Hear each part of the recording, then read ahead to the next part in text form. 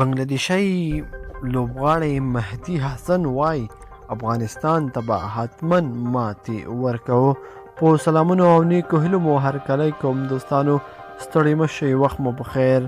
همدا مهال تاسو ګورئ افغان ټپس چینل. کوم افغان ټپس چینل نوي در سره سبسکرایب کړي نو ضرور یې در سره سبسکرایب کړي او سره څنګ کې د بیل نشان هم ووهئ تر څو تاسو له سپورټ له معلوماتو څخه زر تر زره خبر شئ.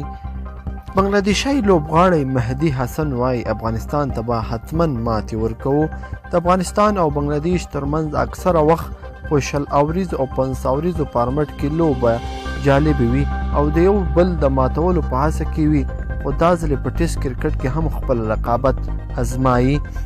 نه یاد دی لوبډلي آف سپینر رو توپ اچونکی مهدي حسن میرزا په وروستۍ مرکه کې ویلي چې ټیسټ کرکټ کې بنګلادیش په هغه پوزیشن کې دی چې د افغانستان څخه ډیر مخکې والی لري او په همدې فارمټ کې به هم حتما بنګلادیش افغانستان ته ماتې ورکوي. د نوموړي په وینا هره لوبه یې چیلنجي وي.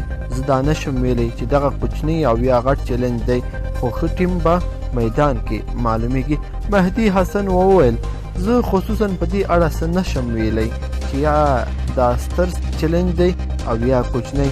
په هره لوبه چې وي هغه له چیلنجونو ډکه وي او ښه ټیم به هغه وي چې په میدان کې لوبه وګټي. دا نوموړي په وینا د تیرې ټیسټ لوبې تجربې ته په کتو سره موږ په ډیرو اړخونو کې له هغوی څخه وړاندې یو. موږ چې تیره ټیسټ لوبه ترسره کړه هغې تجربې په کتو سره همدا شان د خپل کوربهتوب ته په کتو سره په ډیرو اړخونو کې موږ له دوی څخه مخکې یو. سره د دې چې بنګلادیش په ټیسټ کرکټ فارمټ کې زیاتره تجربه کاره لوبغاړي له ځانه سره لري، خو دې 21 کلن لوبغاړي بیا هم په دې ټینګار و چې لوبغاړي باید خپلې غلطۍ تکرار نه کړي او هر لوبغاړی باید په خپل پوزیشن کې ښه کارکردګي تر سره کړي. دا مهمه نه ده چې موږ په کوم پوزیشن کې لوبیږو، موږ باید ښه کرکټ او ښې لوبې تر سره کړو. که هر لوبغاړی په خپل پوزیشن کې ښه کارکردګي وکړي کار به اسانه شي.